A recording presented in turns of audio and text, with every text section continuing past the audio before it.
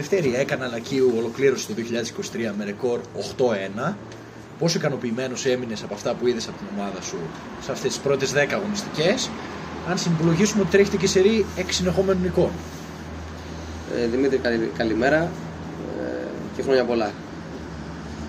Είμαι σε πολύ μεγάλο βαθμό ικανοποιημένος από την πορεία της ομάδας μέχρι τώρα, καθότι είμαστε μια καινούργια ομάδα που φτιάχτηκε το καλοκαίρι από το 90 με το 95% καινούργιοι παίχτες, και μπορέσαμε να κλείσουμε το 23 ουσιαστικά με μόνο μια ήττα.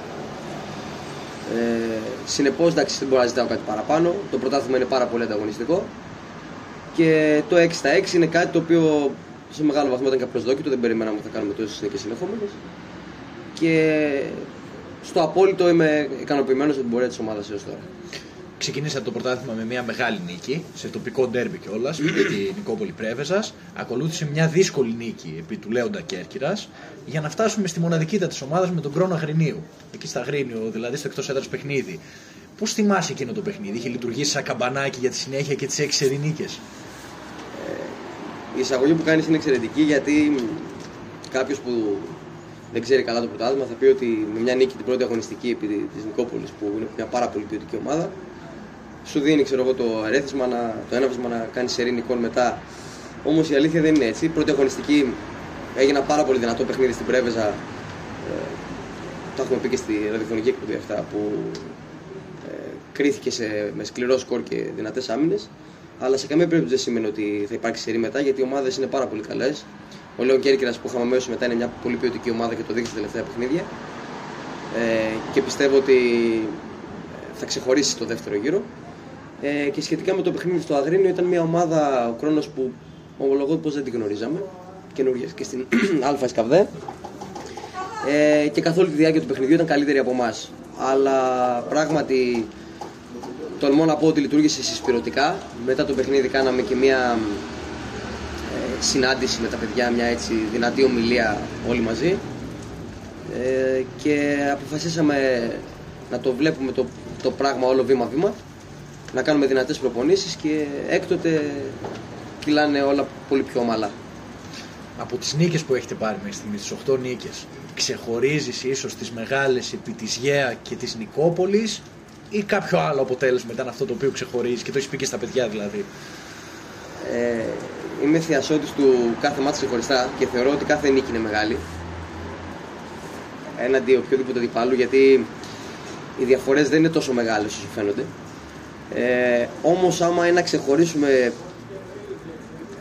είναι λίγο δύσκολη ερώτηση, γιατί άμα να ξεχωρίσεις μία νίκη δεν μπορείς να μην ξεχωρίσεις το παιχνίδι με τη ΓΕΑ που κρίθηκε στο τελευταίο δευτερόλεπτο και πραγματικά ήταν χάρμα ιδέστε, και είναι κρίμα για αυτούς που δεν ήταν στο γήπεδο να καταλάβουν τι διαδραματίστηκε, καθότι χάναμε με 5 πόντους τελευταία 50 δευτερόλεπτα και κερδίσαμε. Όμως μια πάρα πολύ σημαντική νίκη που έχει περάσει λίγο στα ψηλά ήταν το παιχνίδι του Μολοσσού στα Γιάννενα, καθότι μετά ακολουθούσαν 2 εβδομάδες ρεπό για την ομάδα και ήμασταν στο 2-1 και ήμασταν και με ελλείψη εκείνο το παιχνίδι και μας δυνάμωσε πάρα πολύ. Εκεί καταλάβαμε ότι κερδίζοντας τα Γιάννενα μια πάρα πολύ καλή ομάδα μπορούμε να παίξουμε στα ίσα οποιονδήποτε αντίπαλο. Άρα αν μπορώ να κρίνω από τα 9 παιχνίδια, αν ξεχωρίσουμε 3 είναι η Νικόπολη, η Υγεία και η Μολοσσή, και αν ξεχωρίσουμε ένα είναι η Υγεία Αγρινού. Τώρα γυρίζοντας το χρόνο πίσω, πάμε λίγο στο καλοκαίρι. Αφήνεις το θρύλο μετά από 2 χρόνια στην ομάδα.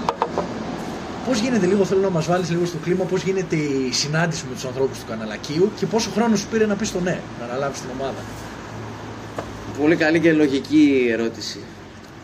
Καταρχάς, ένα σχόλιο για το θρύλο. Τον ευχαριστώ πάρα πολύ για όλα και τον Νίκο τον Ντούγια. Ήταν ένα αξιόλογο project με νέους παίχτες και θα είναι πάντα κομμάτι της ζωής μου.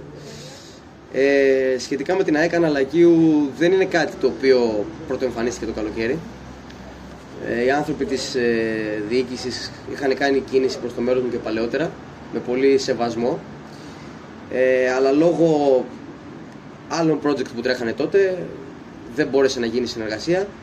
Όμως στο κεφάλι μου πάντα υπήρχε το παράθυρο να γίνει κάποια στιγμή, γιατί διέκρινα κάτι το οποίο σπανίζει στη βορειοδυτική Ελλάδα. Δεν μπορώ να μιλήσω για την υπόλοιπη, αλλά για τη βορειοδυτική μπορώ να μιλήσω με ασφάλεια.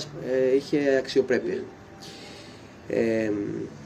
Το καλοκαίρι, μάλλον η κίνηση έγινε με το που τελείωσαν τα πρωταθλήματα ΕΣΚΑΒΔΕ και εθνικών κατηγοριών, μου παρουσίασαν ένα project το οποίο ήταν πολύ ελπιδοφόρο και αγωνιστικό και έξω αγωνιστικό και για μεταγραφές αλλά και για στόχους που αφορούν την ομάδα συνολικά, και τολμώ να πω ότι ήταν θέμα πολύ λίγων ημερών να πω το ναι, γιατί πίστηκα ότι αυτοί οι άνθρωποι έχουν όραμα και το χρήμα το οποίο διαθέτουν όχι για να μπορέσουν να το πάρουν πίσω από μια άλλη τσέπη, αλλά το διαθέτουν για να κάνουν τον κόσμο στην περιοχή χαρούμενο και να αναδείξουν την περιοχή που μεγάλωσαν και αγαπάνε. Τώρα, μιας και λέμε για τους διοικούντες του καναλάκι, όταν συζητήσατε μετά αφού ανέλαβες την ομάδα, να θυμηθούμε μόνο ότι το καναλάκι έπαιζε γάμα εθνική, έτσι, και υποβιβάστηκε από το 2020 δηλαδή είχε να παίξει το αλφα τοπικό. Σωστά. Και επιστρέφει στην κατηγορία. Ποιες ήταν οι πρώτες συζητήσεις, τι στόχους θέσατε, να το θέσω έτσι?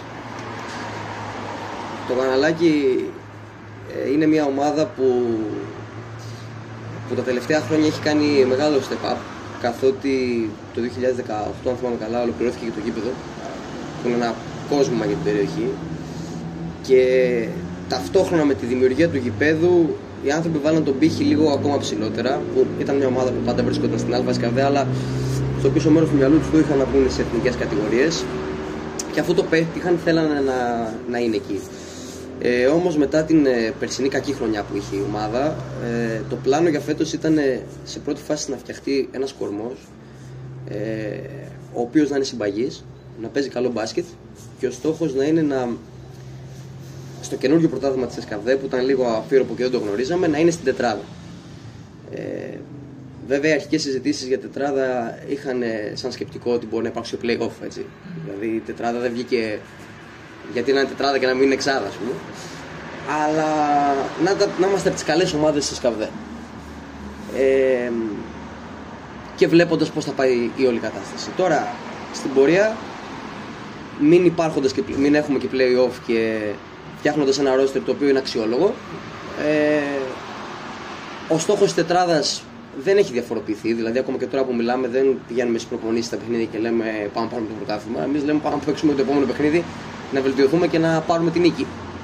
Όμως, έχοντας χαμηλά την μπάλα που λέμε, θα δούμε που θα κάτσει η μπίλια το Μάιο. Πάντως, για να σου κλείσω το ερώτημα, και αυτό έχει πολύ σημασία να αναφερθεί και στην εκπομπή, στην καταγραφή μάλλον, δεν φτιάχτηκε η ομάδα με σκοπό να πάρει το πρωτάθλημα. Και αυτό τιμάει ακόμα περισσότερο τη διοίκηση. Δηλαδή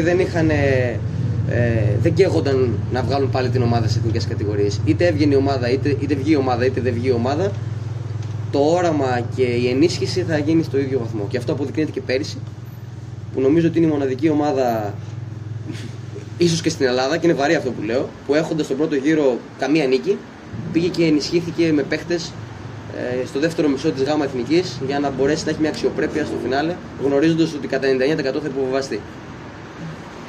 Τώρα μίλησε μας λίγο και για το ρόστερ. Θέλω ένα σχόλιο για το ρόστερ, πώς χτίσατε την ομάδα. Δηλαδή, πήρατε παιδιά παιγμένα στο αλφα τοπικό, πήρατε παιδιά τα οποία είχαν παίξει παλιότερα, επέστρεψαν στην ομάδα, όπως ήταν ο γείτονας για παράδειγμα, ένα χαρακτηριστικό. Έχετε και το Σπύρο Πάνου, κολόνα και στυλοβάτη της προσπάθειας. Για πες μας λίγο για το ρόστερ, για τη δομή. Καταρχάς, όπως είπα και στην αρχή, το ρόστερ στο 90 με το 95% γνωρίζαμε ότι θα είναι καινούριο, καθότι άλλα παιδιά λήξαν τα συμβόλαιά τους, άλλα φύγανε για διάφορους λόγους, και είχαμε μια μαγιά 3-4 παιδιών που ζουν στο καναλάκι, με Χμή Τουρδόρατος, εννοείται το Σπύρο, που θεωρώ ότι είναι από τους κορυφαίους, αν όχι ο κορυφαίος ποιοτικά παίχτης που παίζει στην ΕΣΚΑΒΔΕ, και από εκεί και πέρα έπρεπε να γίνουν προσθήκες σε όλες τις θέσεις.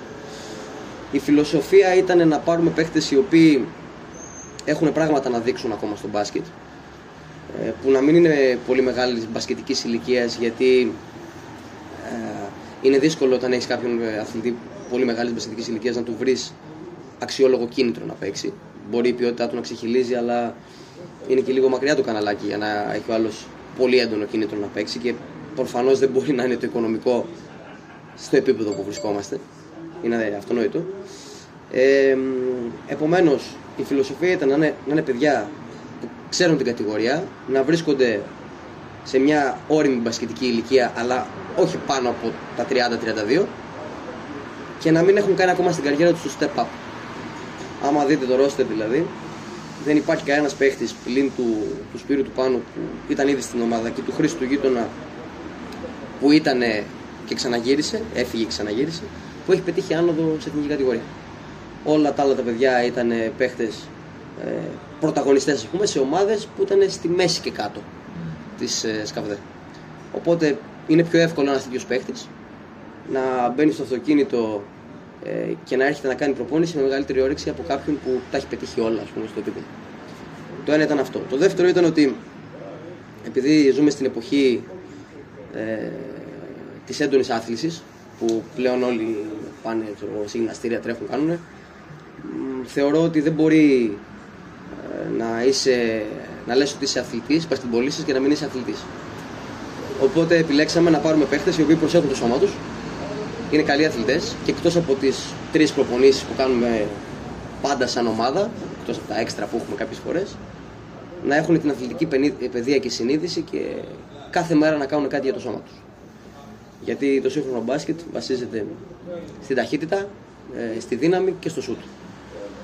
Μπορεί να υπάρχουν παίχτες που ισχυρίζονται ότι έχουν πολύ καλό σουτ, όμως αν υστερούν στα άλλα δεν μπορούν να παίξουν πουθενά. Άρα, κλείνοντας, φτιάξαμε μια ομάδα η οποία να έχει παιδιά με κίνητρο, ποιότητα σε χαρακτήρες και αθλητικότητα, δηλαδή φιλοσοφία γύρω από την ατομική άθληση και γύμναση.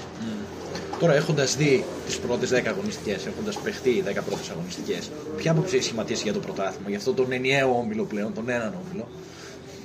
Είναι ένα φανταστικό πρωτάθλημα, γιατί σε κρατάει συνέχεια σε εκρήγορση.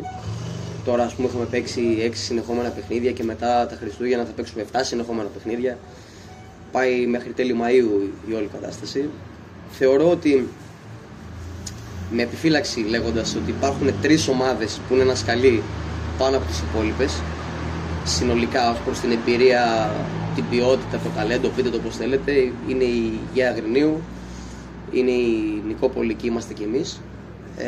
Αλλά οι διαφορές και μεταξύ τους, που είναι πολύ επισφαλείς και θα μου επιτρέψει να μην κάνω κάποιο σχόλιο, καθότι άμα δεις τα 3 τα παιχνίδια, μάλλον τα 2 παιχνίδια μεταξύ μας, είναι όλα εκεί και εκεί.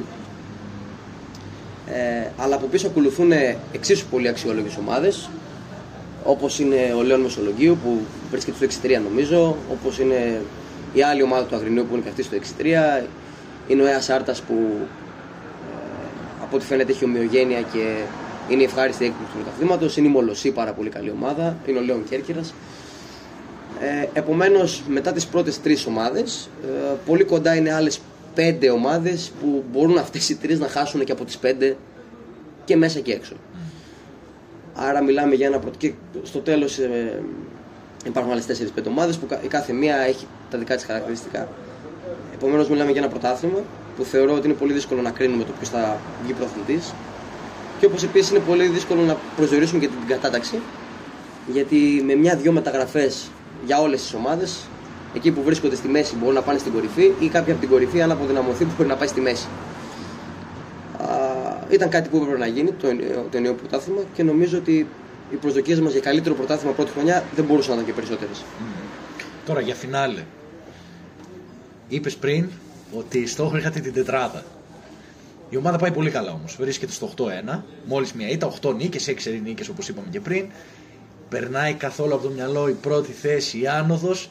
Είπες πριν ότι πάτε βήμα-βήμα, παιχνίδι με το παιχνίδι. Και στην τελική με τι θα είσαι ικανοποιημένος στο φινάλε της σεζόν? Η τριγκαδόρικη ερώτηση. Αυτό που είχαμε πει με τα παιδιά και με τη διοίκηση είναι ότι το πρώτο ταμείο θα γίνει όταν τελειώσει ο πρώτος γύρος και έχουμε δει όλες τις ομάδες. Οπότε ξέρουμε πάνω κάτω ότι περιμένουμε στο δεύτερο γύρο από τους αντιπάλους μας.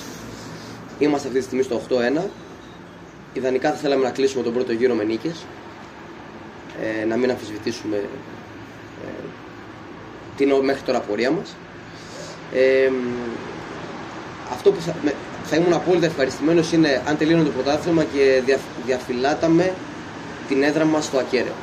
Γιατί κάνουμε μια προσπάθεια να γεμίζουμε το γήπεδο. Ο κόσμος του Καναλακίου έρχεται και περνάει καλά και θέλουμε να έρχεται ακόμα περισσότερους. Τώρα, βήμα-βήμα.